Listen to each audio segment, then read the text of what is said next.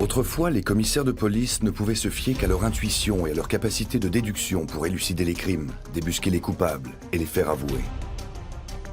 Mais aujourd'hui, grâce au progrès de la technologie en matière de médecine légale, ils sont très souvent aidés par les experts scientifiques qui leur fournissent des indices infaillibles.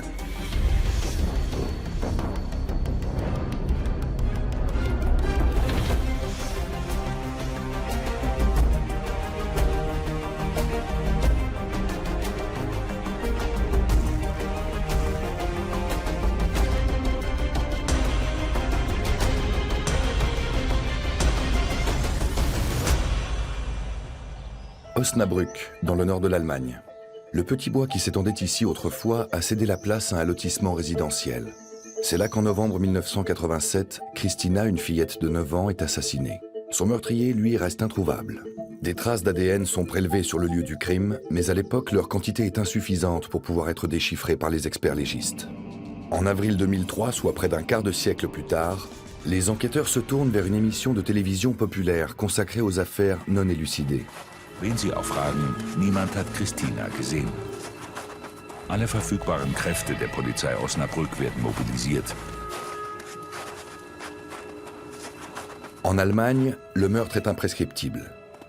Après réouverture de l'enquête, des indices pourraient permettre à la police de retrouver enfin le meurtrier de la fillette. Der Fall hat der Polizei niemals Ruhe gelassen. Wissenschaftler haben in den letzten Monaten nochmals Christinas Kleidung und sämtliche Gegenstände vom Tatort intensiv auf DNA untersucht. C'est ici, au service de police judiciaire de Munich, en Bavière, que l'empreinte génétique du tueur a pu être identifiée. Dans ce laboratoire isolé, le généticien Wolfgang Voll et son équipe sont en effet parvenus à déchiffrer un minuscule échantillon d'ADN prélevé sur les vêtements de Christina. Un vrai travail de fourmi.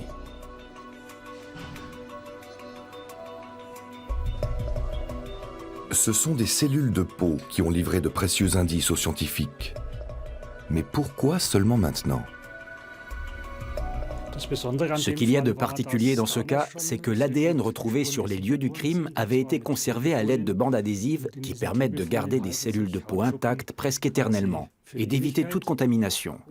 Nous sommes finalement parvenus à isoler l'ADN de ces cellules. Il y a 10 ans, une telle opération aurait été irréalisable. Suite à cette découverte, les enquêteurs convoquent plusieurs suspects pour procéder à un prélèvement salivaire et comparer leur ADN à celui du meurtrier. L'avocat du coupable se souvient bien de cette fameuse journée. Les enquêteurs avaient convoqué une cinquantaine de personnes. Mon client figurait parmi eux. Il a reçu un coup de fil et, curieusement, il a simplement demandé où et quand il devait se présenter. Il y est allé. Il a fourni un échantillon de salive et pour lui, il était clair qu'il était sur le point d'être démasqué.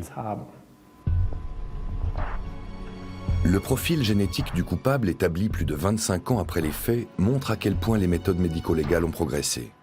Un constat qui va bien au-delà de cette affaire.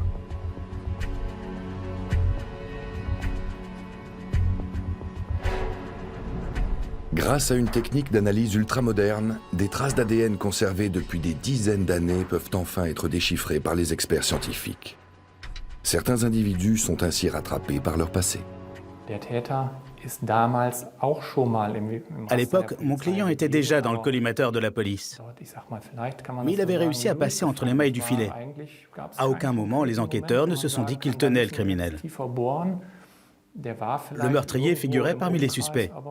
Mais aucun indice ne permettait de le désigner comme coupable. On ne peut donc pas reprocher à la police de ne pas avoir fait son travail. Elle ne disposait d'aucune preuve avant de pouvoir analyser ce fameux échantillon d'ADN.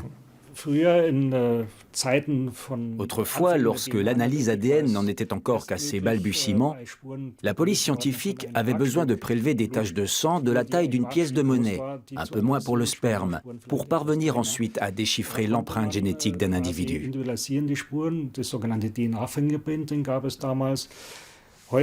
Aujourd'hui, un échantillon d'ADN de moins d'1 millimètre de diamètre suffit. Nous sommes même en mesure d'analyser des traces invisibles à l'œil nu. Il n'est plus nécessaire de respecter un seuil minimum. Dans ce cadre bucolique, au cœur de l'État de Washington, à l'extrême nord-ouest des États-Unis, des experts scientifiques parviennent même à déchiffrer des traces d'ADN à première vue inexploitables.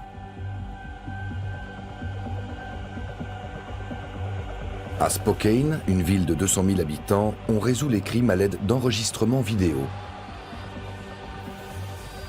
Grant Fredericks dirige ce laboratoire depuis plus de 30 ans. Même les images floutées n'ont presque aucun secret pour lui. Aucune vidéo n'est inutile. Elle renferme toutes des informations, même lorsqu'elles paraissent inexploitables. Le secret, c'est d'avoir les outils adaptés et de l'expérience. En visionnant une séquence, un policier ou une personne non initiée pourrait penser qu'elle ne contient rien d'intéressant, alors qu'un expert audiovisuel auprès des tribunaux vous dirait tout de suite « voilà qui va faire avancer l'enquête ». Démonstration de l'expert, image à l'appui. Cette vidéo montre un accident au cours duquel un enfant a été tué. Le conducteur s'est enfui, a pu être arrêté, mais la police manque de preuves pour l'inculper. Une caméra de surveillance pourrait toutefois éclairer les enquêteurs. Les policiers espéraient voir un numéro de plaque minéralogique sur cette vidéo, mais elle n'est malheureusement pas visible. Par contre, l'expert audiovisuel que je suis peut fournir beaucoup d'autres informations utiles à l'enquête. Par exemple, dans ce dossier, on avait beaucoup d'images de faisceaux de phare, ce qui correspond au dessin que la lumière forme sur la route et à la manière qu'elle a de se propager. La deuxième voiture que vous voyez à l'écran a un faisceau de phare bien particulier. Il forme 3 halos de lumière sur la chaussée qu'on a pu mesurer. C'est comme une empreinte digitale, propre à chaque véhicule. Il ne reste plus qu'à comparer ce faisceau de phare à celui de 3 véhicules identiques présents sur les lieux de l'accident. Résultat, seule une des 3 voitures possédait le faisceau recherché. Ensuite, les enquêteurs passent en revue tous les véhicules de la catégorie pouvant correspondre parmi différentes marques, modèles et années de production. L'important, c'est de savoir ce que l'on cherche. Et dans le cas précis, le faisceau de phare a vraiment facilité la tâche des enquêteurs. Après avoir analysé les faisceaux de phare de tous les véhicules sélectionnés, ils ont immédiatement identifié le bon. Un constat alarmant. L'omniprésence de caméras de surveillance offre aux experts audiovisuels auprès des tribunaux une quantité quasi infinie de pistes à explorer. L'expertise audiovisuelle auprès des tribunaux est une discipline scientifique basée sur les mathématiques. 99% des données que nous traitons ont été générées par un ordinateur. Ce qui nous intéresse dans une vidéo, ce sont les pixels. Ces minuscules données que l'on exploite grâce à des techniques et des outils bien particuliers, dans le but d'en retirer un maximum d'informations.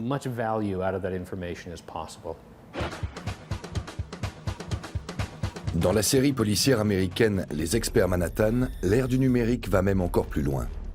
Quelques clics suffisent à faire apparaître un cadavre en image de synthèse dans une salle d'autopsie virtuelle, en plein cœur de New York. Un scanner est même en mesure de mettre au jour les crimes les plus insidieux.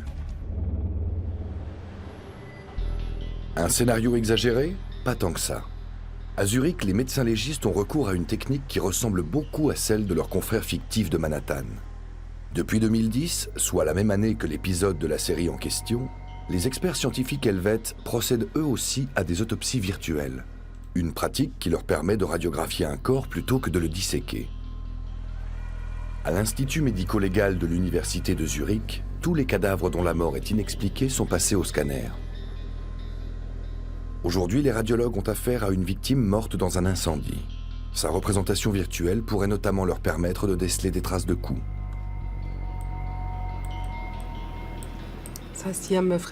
Ici, on détecte la présence d'un matériau étranger sur le côté de la jambe. Là, on peut voir que la victime a subi une petite opération chirurgicale. La cheville semble en parfait état. Il n'y a aucune trace de fracture récente. J'ai aussi vérifié la présence d'éventuels projectiles. Normalement, ils sont radio-opaques et ils apparaîtraient en bleu à l'écran. Tout ce qui est métallique ou radio-opaque est coloré en bleu. Et ici, rien n'indique la présence de projectiles. Après avoir examiné ces vues en coupe, je peux donc affirmer en tant que radiologue qu'il n'y a aucun signe de blessure par balle ni de traumatisme pénétrant quelconque. Nous avons donc affaire au profil typique d'une victime d'incendie. Ces taches noires révèlent la présence d'air due à l'effet de la chaleur dans les tissus mous et ne démontrent en aucun cas l'intervention d'un tiers.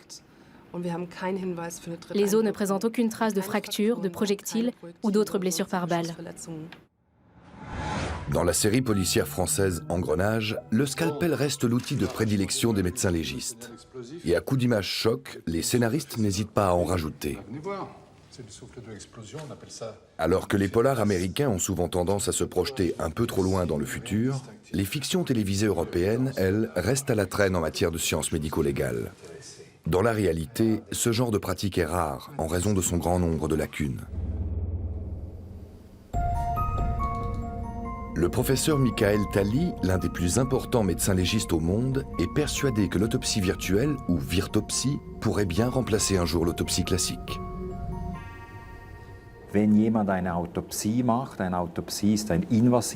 Lorsqu'on procède à une autopsie, pratique qui consiste à faire invasion dans le corps à l'aide d'un couteau ou d'un scalpel, on altère en quelque sorte la tridimensionnalité du corps. La virtopsie rend visible environ 60 à 80% de tous les résultats pertinents sur le plan médico-légal. Il s'agit d'un pourcentage très important. L'avantage de cette technique, c'est qu'elle nous sert de base pour l'autopsie et également à visualiser la surface et l'intérieur du corps en 3 dimensions. Dans un premier temps, nous pouvons ainsi faire des constatations, puis présenter ces images virtuelles au procureur général, au tribunal ou encore à la police. La série policière allemande Tatort semble se conformer aux méthodes modernes de la médecine légale. Le professeur Börne, le médecin légiste fictif préféré des Allemands, passe au scanner une momie soi-disant antique. Son ordinateur génère le même type d'image de synthèse que celle que nous venons de voir à Zurich. Et bien sûr, rien n'échappe à l'œil aiguisé de l'expert scientifique. Ganz klar zu erkennen, eine Ein- und eine Austrittsöffnung. Aus meiner Praxis kenne ich sowas nur von einem aufgesetzten Schuss. Dieser Mann wurde mit einer Feuerwaffe erschossen. Wie bitte? Das wäre schon ein gewaltiger Anachronismus, nicht wahr? Sie sehen enorm schnell. L'imagerie virtuelle permet de détecter très rapidement des traumatismes osseux et des dommages corporels importants au sein des tissus mous et des organes. Grâce à cette méthode d'analyse, les médecins légistes savent en quelques minutes seulement ce qu'un corps a pu subir. En Allemagne, un quart des homicides ne sont pas reconnus comme tels. En France, la situation est similaire. Mais l'autopsie virtuelle pourrait renverser la tendance. À Zurich, ce procédé innovant a récemment permis d'élucider un meurtre d'une extrême brutalité. Dans ce cas précis, le scanner nous avait permis de détecter plusieurs objets métalliques dans le corps de la victime. Et nous avons pu indiquer au médecin légiste où ils se trouvaient précisément. Si on observe ces coupes d'images, on distingue à cet endroit un élément radio opaque. Nous soupçonnions donc la pointe d'une arme blanche. Nous savions que nous avions affaire à une blessure perforante car nous avions trouvé des fragments de l'arme du crime dans le corps de la victime. Nous en avons ici une impression en 3D.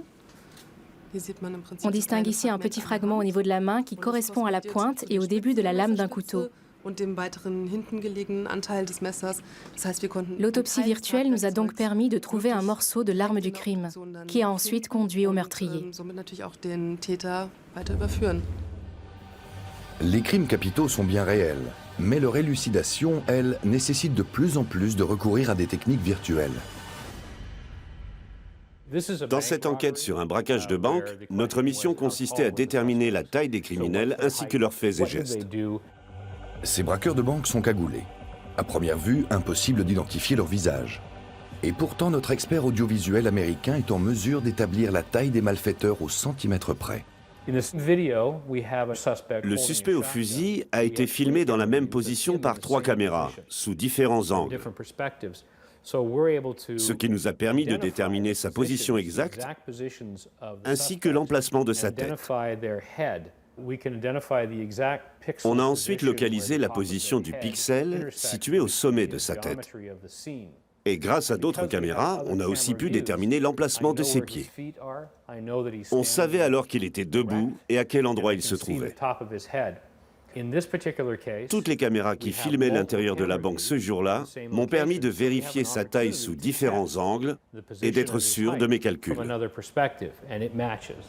Jusqu'ici, les photos avaient un inconvénient majeur. Elles sont plates et en 2 dimensions. Mais l'équipement informatique de Grant Fredericks ouvre de nouvelles perspectives. Les images vidéo sont par essence en 2D, donc pas en relief. Mais grâce à la quantité croissante de données, on commence à obtenir nos premières images en 3D. Ce qui signifie qu'un visage ne sera plus visible que d'un seul point de vue. On sera bientôt en mesure de changer l'angle de la caméra et d'avoir une image complète. Retour à Zurich. Ici, les médecins légistes ont recours à la circulation extracorporelle afin d'examiner un cadavre en détail. Parce que les images seraient trop difficiles à supporter, nous procéderons à une démonstration avec un mannequin. La circulation du sang du cadavre est activée une dernière fois pour vérifier si un dysfonctionnement dans les vaisseaux sanguins pourrait être à l'origine du décès de la victime. Nous utilisons la pompe de cet appareil pour injecter au cadavre environ 1500 ml de produit de contraste. On utilise un produit de contraste radiologique classique dont on se sert dans les hôpitaux, ainsi que du polyéthylène liquide, une matière plastique qui permet de bien fixer le produit dans le vaisseau sanguin. Et on mélange le tout.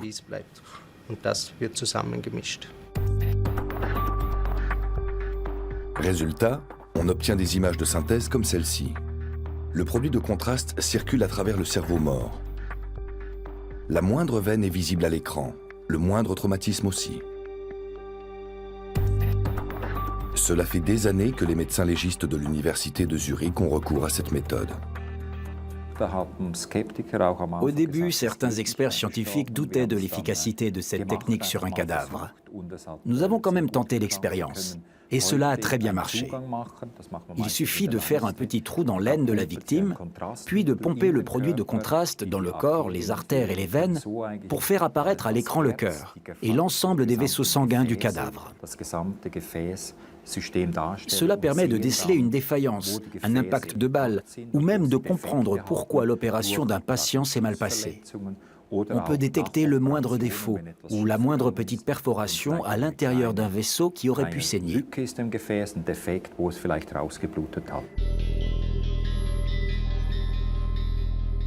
Les images obtenues grâce à une angiographie post-mortem sont remarquables et également très utiles pour mettre au jour d'éventuelles erreurs médicales.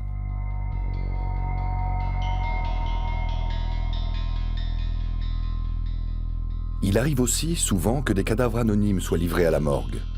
Comment savoir alors à qui appartient ce visage en 3 dimensions? Pour les médecins légistes de la série policière Tatort, rien de plus simple. Wir beide, wir üben uns heute in der hohen Kunst der forensischen Gesichtsrekonstruktion. Et comme bien souvent, la télévision fait des miracles. Les scientifiques n'ont qu'à comparer leurs modèles aux portraits enregistrés dans leur banque de données. Nein. Nein. Nein. Ja. Haben Sie gerade Ja gesagt? Ja. Alberich, ich befürchte, ich liebe Sie. Dans la réalité, il reste encore un long chemin à parcourir.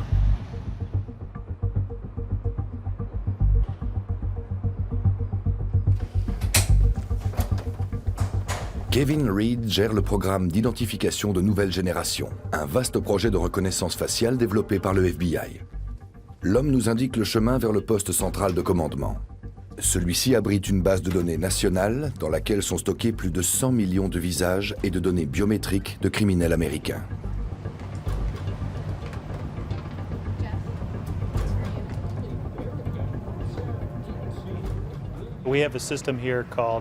Notre système s'appelle NCIC.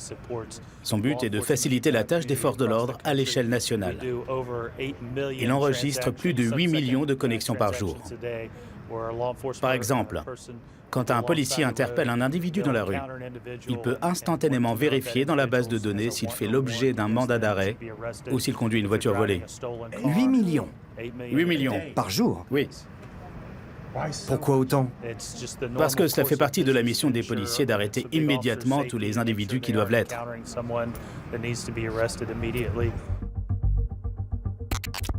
Et le FBI ne compte pas en rester là.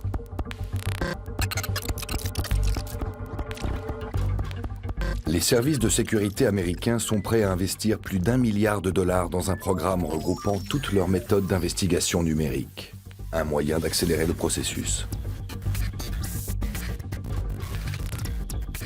Dans les fictions télévisées américaines, le logiciel de reconnaissance faciale apparaît comme une évidence.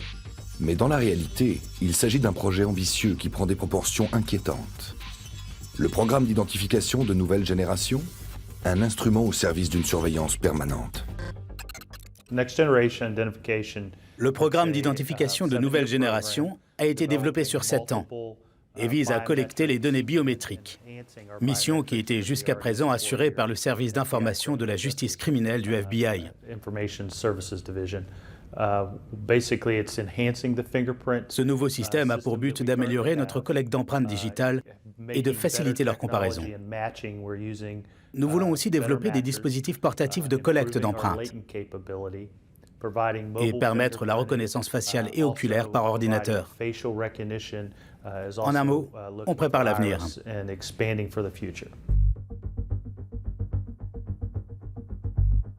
Mais comment un tel système peut-il décomposer un visage humain au moyen d'algorithmes de comparaison? Pour des questions de confidentialité, je prends une personne décédée. Mais le but est de vous montrer les capacités du logiciel en termes de reconnaissance faciale. Voilà une photo d'un individu qui visiblement s'est battu. On voit bien son œil au beurre noir. J'importe maintenant la photo dans le logiciel et je vais utiliser un outil spécifique pour analyser s'il s'agit bien de la même personne. Le logiciel s'appuie sur la géométrie du visage, la présence d'éventuelles cicatrices, l'emplacement des yeux, de la bouche, la façon dont elle s'affaisse, la distance entre le nez, la bouche et les yeux. Il faut poser plein de points de repère sur le visage. Les scientifiques prennent le pas sur les enquêteurs. Ce sont eux aussi qui ont permis de retrouver la trace du meurtrier de Christina. Osnabrück. Die 9-jährige Christina geht zur Schule. Wünsche ich dir einen schönen Tag, ja? Und wir sehen uns dann zu Mittag. Ein fremder Mann auf dem Schulweg. Ist er schuld daran, dass Christina dort verschwindet? Wir haben tatsächlich eine männliche DNA gefunden, bei der es sich möglicherweise um die Täter-DNA handeln könnte. Muss man jetzt sagen, die Untersuchungen sind noch nicht abgeschlossen. Wir müssen da noch weiter nachsehen, aber es könnte natürlich den Durchbruch bringen. Une analyse ADN en laboratoire a en effet permis aux enquêteurs de trouver le coupable. Mais en quoi consiste une telle opération? Dans un premier temps, les scientifiques mettent les cellules de l'individu en présence d'une solution pour détruire leur noyau et leur membrane. Ils vont ensuite s'intéresser à 16 séquences d'ADN en particulier. Pour les identifier, ils doivent scinder l'ADN puis détecter les séquences recherchées à l'aide d'amorces. Pour finir, chaque séquence est copiée plusieurs millions de fois. Les scientifiques cherchent à savoir combien de fois les bases azotées de l'ADN, aussi appelées nucléotides, se répètent dans un ordre précis. Comme par exemple l'enchaînement des nucléotides TCAT. Plus ce tétranucléotide de l'ADN se répète, plus le segment est long. On procède alors à une électrophorèse. Cette technique consiste à déposer des molécules d'ADN sur un gel dans lequel on fait passer un courant électrique. Le gel agit comme un tamis et classe les segments d'ADN en fonction de leur taille. Les segments les plus courts migrent plus rapidement que les longs. On obtient alors une sorte de code barre qui diffère selon chaque individu et détermine son profil génétique. Autrefois, on devait analyser des segments d'ADN bien plus longs. Aujourd'hui, on parvient à déchiffrer des brins d'ADN composés de 100 à 300 bases seulement. contre 600 à 700 autrefois. Il est donc clair qu'en cas de traces d'ADN endommagées, l'ancienne méthode était beaucoup moins efficace que la nouvelle. C'est donc grâce à un généticien que les enquêteurs ont pu mettre la main sur le meurtrier de Christina et l'envoyer en prison. Si le meurtre est prescriptible en France, l'ADN, lui, est impérissable. Celui d'un humain se conserve bien après sa mort.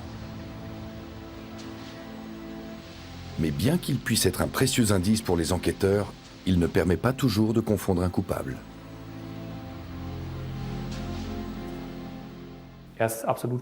Mon client est prêt à coopérer. Bien sûr, ils disent tous ça. Mais là, je pense qu'il est vraiment sincère. C'est en tout cas l'impression qu'il me donne. En plus, l'ADN prélevé sur les lieux du crime ne suffirait pas à l'inculper. En effet, lorsque des traces d'ADN sont retrouvées sur une veste, qu'est-ce que cela implique au juste? Cela indique uniquement que le suspect est très certainement entré en contact avec cette veste.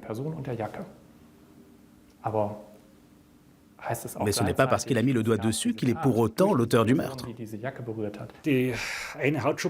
Si un individu n'est pas fiché, il y a une chance sur 1 billion qu'on retrouve la personne qui correspond à l'ADN qu'on a pu retrouver sur le lieu d'un crime. En outre, cela ne permet pas, dans tous les cas, de prouver que la personne en question est coupable. C'est aux enquêteurs et aux juges d'établir les circonstances du meurtre. Une fourrière parisienne transformée en scène de crime.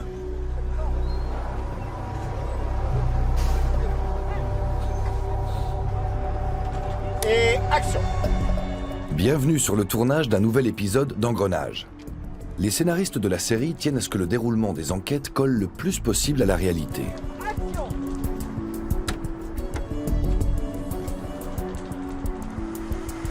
Stop. Même le lieu de tournage est réel.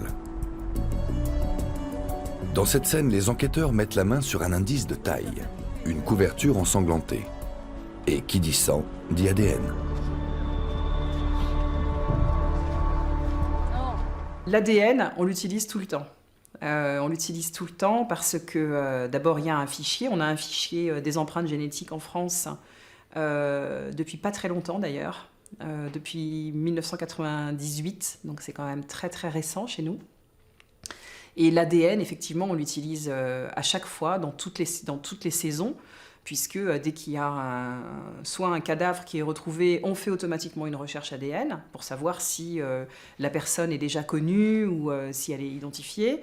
Et on fait aussi à chaque fois une recherche ADN quand on trouve voilà, du sang sur une scène de crime ou des empreintes pour savoir si elles appartiennent à quelqu'un qui est déjà connu. Mais dans cette fiction aussi, tout va un peu trop vite. Il suffit aux enquêteurs de saisir une empreinte digitale dans leur ordinateur pour que celui-ci identifie le coupable en quelques secondes seulement. Les crêtes se rapprochent de celle d'un dénommé Hugo Rosier. Tiens, je te sors sa fiche. Le commissaire n'a plus qu'à passer un appel à un collègue et le tour est joué. Allô? Gilou, t'es avec Tintin? Ouais, j'ai l'identité du mec. De quoi démoraliser les vrais enquêteurs. La gigantesque banque de données du FBI, elle, ne tape pas toujours dans le mille. Les puissants ordinateurs parviennent presque à chaque fois à identifier un coupable par le biais de ses empreintes digitales. Mais la reconnaissance faciale s'avère bien plus complexe. Son degré de précision avoisine les 80%. Selon la loi en vigueur sur la protection des données, seuls les individus ayant déjà eu affaire à la justice peuvent être enregistrés dans la banque de données. Une situation qui ne facilite pas la tâche des enquêteurs. On analyse les yeux, les cicatrices, la distance entre les deux yeux, entre les yeux et la bouche. Certains individus vieillissent plus vite que la normale. Par exemple, ceux qui consomment de la drogue ou ceux qui sont régulièrement impliqués dans des rixes et qui sont blessés au visage. Mais une fiabilité à 80% ne suffit pas à confondre un coupable. La police scientifique du FBI à Quantico ne se fait pas d'illusions. Il n'existe à ce jour aucun logiciel de reconnaissance faciale automatique. Qu'est-ce qui rend la tâche si difficile? C'est une très bonne question. Ce qui complique les choses, c'est qu'il faut se baser sur un très grand nombre d'algorithmes pour analyser un visage. Quand on parle de morphologie, il faut prendre en compte les grains de beauté, les cicatrices, les verrues, etc., sans parler de la forme du nez, des oreilles. Il suffit donc que la caméra filme le visage sous un angle différent pour que le logiciel ne parvienne plus à gérer les changements. Avec la technologie actuelle, on estime pouvoir obtenir des résultats fiables à 85%. C'est pour cette raison qu'on travaille toujours sur une liste regroupant entre 2 et 50 suspects potentiels, suivant ce que l'expert recherche.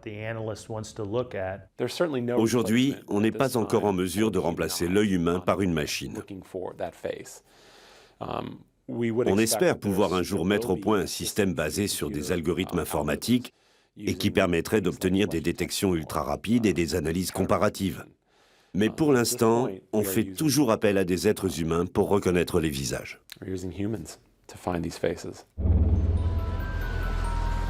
Le FBI ne peut donc pas savoir automatiquement où et quand un individu circule sur le territoire américain. À une exception près. À San Francisco, les habitants s'insurgent contre l'acharnement du FBI à collecter des données.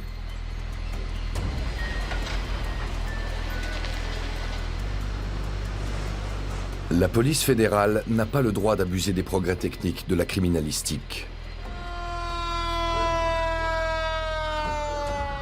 C'est du moins ce que préconise l'Electronic Frontier Foundation, une ONG qui lutte pour la liberté d'expression sur Internet et vient en aide aux citoyens concernés.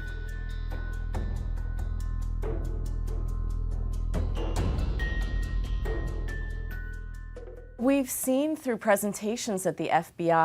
FBI et le département de la justice ne s'en cachent pas. Leur but à terme est de pouvoir suivre le déplacement des individus d'un point à un autre. Pour le moment, les logiciels de reconnaissance faciale n'en sont pas capables. Mais dans un futur proche, il sera possible d'identifier et de suivre quelqu'un au milieu d'une foule à l'aide d'une caméra. L'idée du FBI n'a pas encore traversé l'esprit débordant d'imagination des scénaristes des experts Las Vegas. Inquiétant toutefois, les ordinateurs ultra performants des enquêteurs fictifs sont capables d'identifier parfaitement un individu à l'aide de n'importe quelle caméra de surveillance. Dans la réalité, ce procédé est loin d'être aussi performant.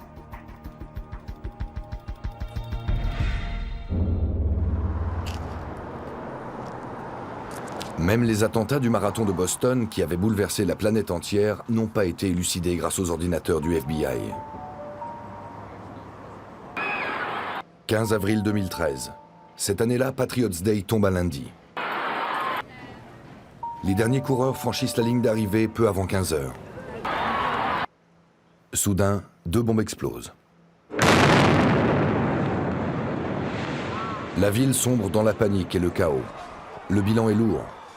3 morts et plus de 250 blessés, dont de nombreux gravement.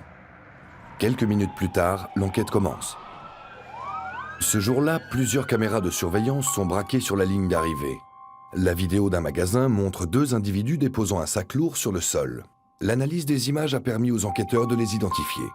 Mais alors pourquoi le FBI s'obstine-t-il à vouloir investir plusieurs milliards de dollars dans un programme de reconnaissance faciale ? Les attentats de Boston ont prouvé que notre système de justice pénale est au point. Les suspects ont pu être rapidement appréhendés sans avoir recours à une collecte massive de données biométriques. Des entreprises privées ont tout simplement accepté de fournir aux services de police les vidéos enregistrées par leurs caméras de surveillance. À quelques pâtés de maison du lieu du crime, une marée de rubans rend hommage aux victimes des attentats.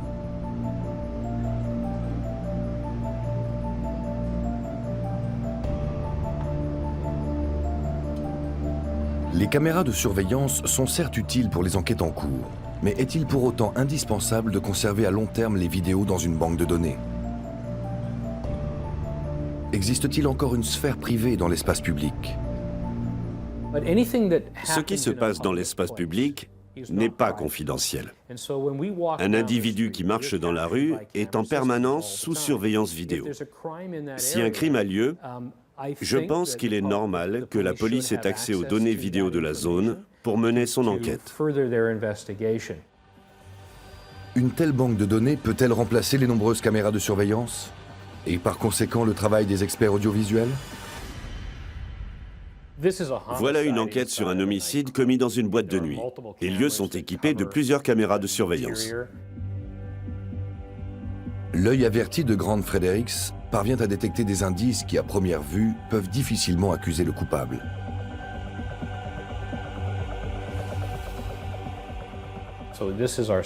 Voilà notre suspect qui entre dans la boîte, suivi d'un ami. On distingue bien les vêtements qu'il porte. Là, ce sont les videurs. On va utiliser ces images comme point de référence dans l'analyse des vêtements et des bijoux portés par le suspect. Il a un polo rayé à col en V, 3 rayures de couleur foncée sur le torse, une des rayures foncées se trouvant au niveau du coude. On voit aussi distinctement sa casquette, avec un logo de forme circulaire sur le devant. En visionnant les vidéos de l'intérieur de la boîte, on perçoit d'autres détails physiques du suspect, surtout quand il entre dans les toilettes, là où a eu lieu le meurtre. On peut facilement le suivre grâce au logo de forme circulaire sur sa casquette. Il porte un médaillon sur la poitrine. La lumière est très faible, mais la chaîne est visible autour de son cou. Et le voilà dans les toilettes. Il a été filmé successivement par plusieurs caméras. L'homicide va avoir lieu dans quelques secondes. Une fois que son ami sera sorti, il va ouvrir le feu.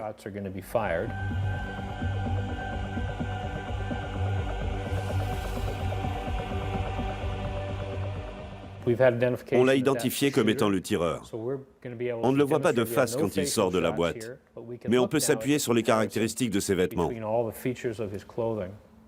On dispose d'une image nette de son visage quand il est entré dans la boîte de nuit et de tous les détails de sa tenue vestimentaire. Là, vous voyez le tireur sortir après la fusillade. L'image est coupée, on ne le voit pas de face, mais on le voit sortir. On reprend l'image de référence de son polo pour prouver que la personne qui est entrée et qui a tiré est bien la même que celle qui part dos à la caméra.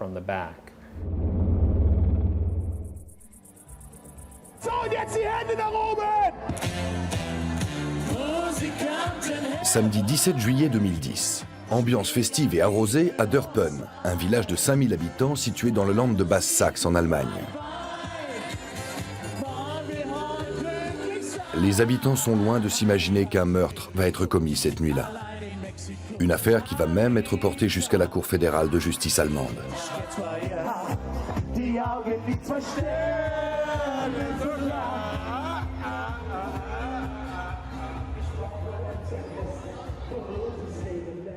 Une femme de 27 ans quitte le lieu des festivités. Dans l'obscurité, un jeune cycliste la suit. Il s'agit de son assassin. Le porte-parole de la police de l'époque n'est pas prêt d'oublier cette affaire. Il est 3h15 lorsque la jeune femme rentre chez elle. Soudain, elle est agrippée par le cycliste. Il va ensuite la frapper brutalement avant de la violer devant l'entrée d'un jardin d'enfants. Un événement qui a marqué à vie ce petit village sans histoire.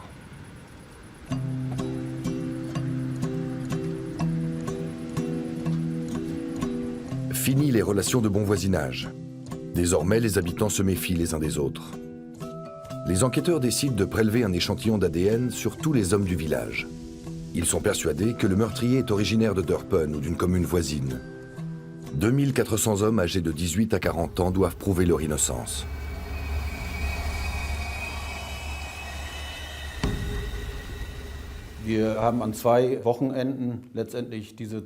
Pendant 2 week-ends, nous avons convoqué à la mairie du village les 2400 hommes résidant à Dörpen pour prélever un échantillon de leur ADN. Nous les avons ensuite fait analyser au service de police judiciaire de Hanovre.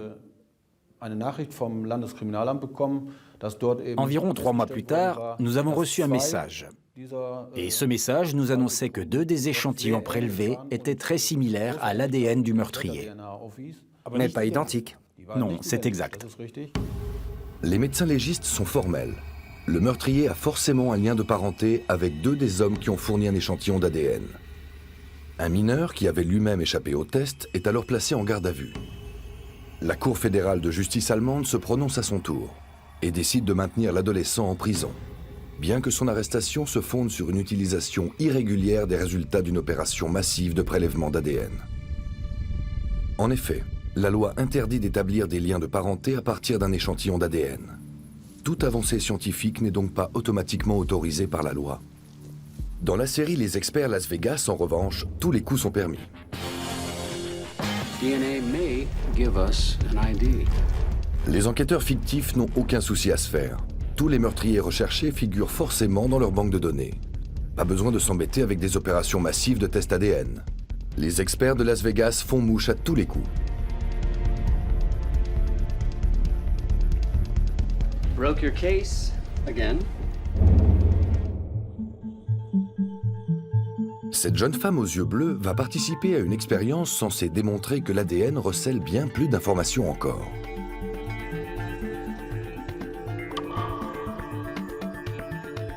Notre cobaye, Katharina, fait don de quelques gouttes de sang. Quelques jours plus tard, elle nous accompagne à Rotterdam. Les échantillons de sang de la jeune femme y ont été envoyés au préalable. 4 petits échantillons qui en disent long sur son profil génétique.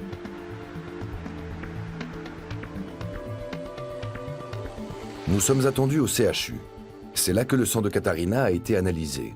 Le professeur Manfred Kaiser a pu en tirer des informations stupéfiantes.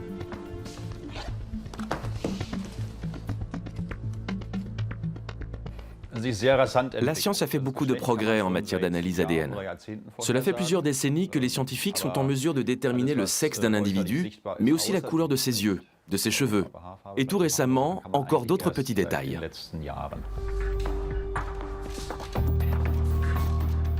Grâce aux recherches menées par le professeur et son équipe, la police scientifique n'a plus besoin de comparer un ADN trouvé sur une scène de crime avec celui d'un individu déjà fiché pour établir le profil d'un criminel.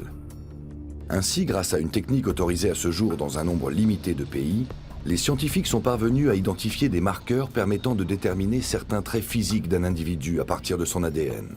Un procédé révolutionnaire qui ouvre de nouvelles perspectives aux enquêteurs. Nous avons parfois affaire à des empreintes génétiques inconnues des services de police qu'on ne peut donc pas comparer à d'autres échantillons d'ADN. Aujourd'hui, nous sommes en mesure d'établir des caractéristiques physiques, telles que la couleur des yeux, des cheveux, mais aussi l'origine géographique d'un individu, à partir d'un seul échantillon d'ADN prélevé sur les lieux d'un crime. Ces informations peuvent grandement faciliter la tâche aux enquêteurs. Démonstration avec l'échantillon fourni par notre volontaire. Le professeur Kaiser parviendra-t-il à résoudre l'affaire Katharina? La première chose que nous pouvons affirmer d'après notre analyse, c'est que nous avons affaire à une femme. C'est exact. Ensuite, l'analyse ADN nous a révélé que cette femme est âgée de 30 ans environ, avec une marge d'imprécision de 5 à 8 ans. Elle a donc environ 30 ans. C'est exact. J'ai presque 30 ans, j'en ai 29. En réalité, c'est précisément l'âge que nous avions déterminé.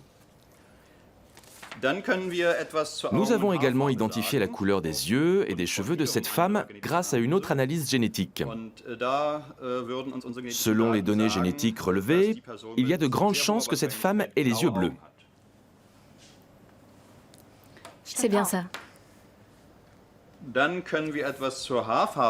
En ce qui concerne la couleur de ses cheveux, nous avons pu constater à l'aide d'une autre analyse génétique qu'il est très probable que cette femme ait les cheveux bruns, plutôt châtain clair que foncé.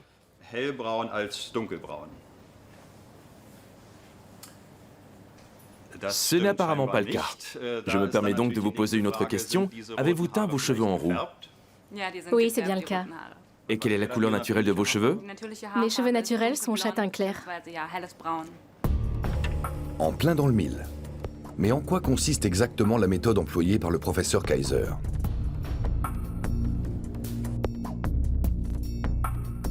Le principe de base de l'analyse génétique n'est pas de comparer, mais de déchiffrer. L'ADN contient presque toutes les informations relatives à un individu. Celles qui définissent la couleur des yeux et des cheveux se situent sur quelques gènes, constituées de bases toutes positionnées de manière différente. Ce sont ces bases qu'il faut repérer sur les brins d'ADN, marquer, puis copier des millions de fois pour être sûr du résultat. Un procédé permettant de déchiffrer l'information génétique contenue dans chaque enchaînement de bases d'ADN.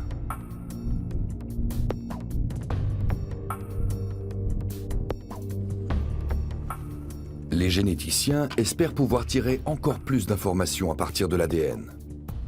Peut-être parviendront-ils dans quelques années à déterminer une physionomie précise, telle qu'un visage humain. Ce qu'il y a de passionnant dans ma profession, c'est que nous analysons des milliers d'êtres humains.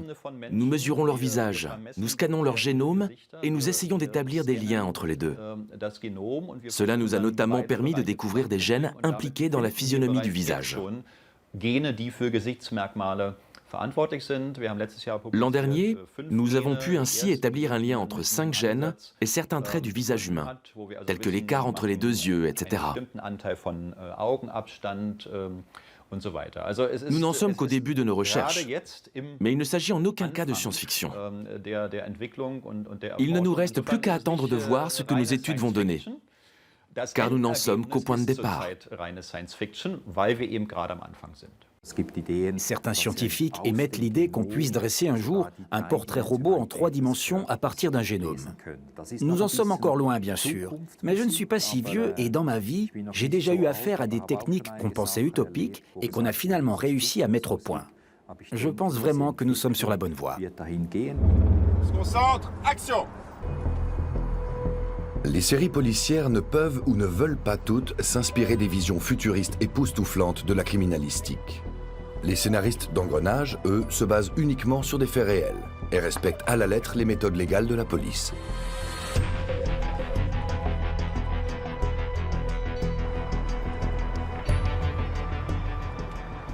Une chose est sûre, c'est que Engrenage suit les évolutions des techniques et des lois aussi qui sont promulguées. Donc évidemment, si demain en France, l'ADN permet de déterminer la couleur des yeux ou la couleur de la peau, ce sera utilisé dans Engrenage. Voilà. Maintenant, pour l'instant, on n'en est pas là. Mais d'ici là, la criminalistique aura à nouveau fait un grand pas. Des robots, commandés par un ordinateur déjà en service à l'Institut médico-légal de Zurich, sont capables de reproduire en image le dernier souffle d'une victime sous différents angles. Une technique baptisée par les médecins légistes modernes, imagerie post-mortem.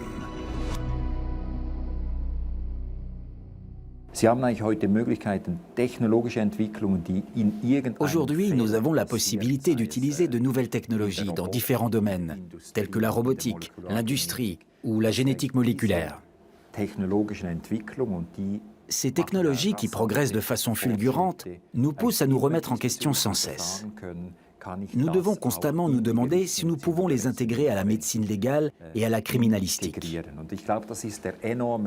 En tous les cas, il me semble qu'elles représentent un énorme progrès pour les médecins légistes, notamment en Suisse. Et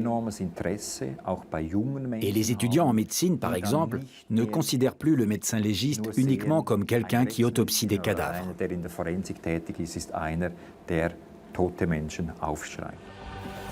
Conclusion, un expert scientifique moderne est un analyste interdisciplinaire qualifié. Démonstration en images avec Grant Fredericks. Voilà les images de l'intérieur d'un magasin. Une personne entre et allume un feu. Pendant le procès, la suspecte a affirmé ne pas être à l'origine du feu. J'ai donc créé un filtre pour analyser le rayonnement dans l'arrière-boutique. Là, vous voyez les proportions de rouge et de bleu contenues dans la lumière, ainsi que son intensité. Au moment où la femme quitte le magasin, on voit sur le graphique que le feu est allumé, le rouge étant en proportion plus importante. Cela constitue une preuve irréfutable.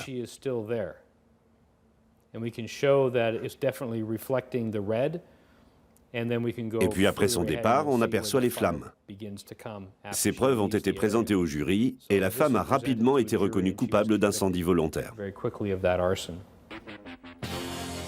Le flair infaillible du spécialiste américain a de quoi faire rêver les experts de Las Vegas qui s'en remettent entièrement à la toute-puissance de leurs ordinateurs.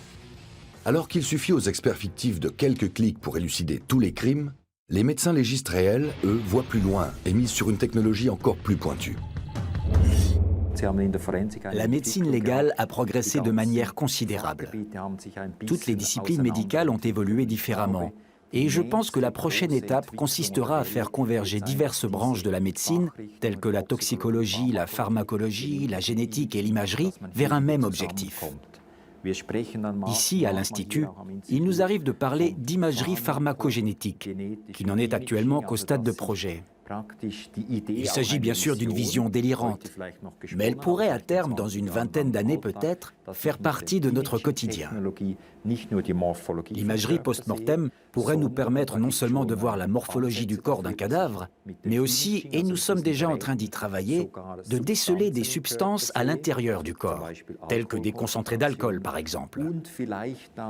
Dans quelques années, l'imagerie pourrait à la fois servir à détecter des molécules, mais aussi des informations génétiques. Ce n'est pour le moment qu'une vision, mais elle pourrait devenir réalité d'ici une vingtaine d'années.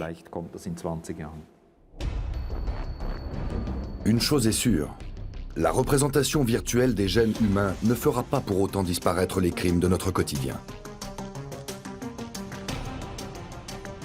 Mais à terme, elle pourrait bien mettre des bâtons dans les roues des meurtriers, même les plus rusés. Le rêve du crime parfait semble voué à l'échec. Aujourd'hui, presque plus aucun détail n'échappe aux médecins légistes dans leur laboratoire high-tech. De là à trouver cela rassurant, c'est une autre histoire. Car les gangsters ne sont pas les seuls à laisser des traces.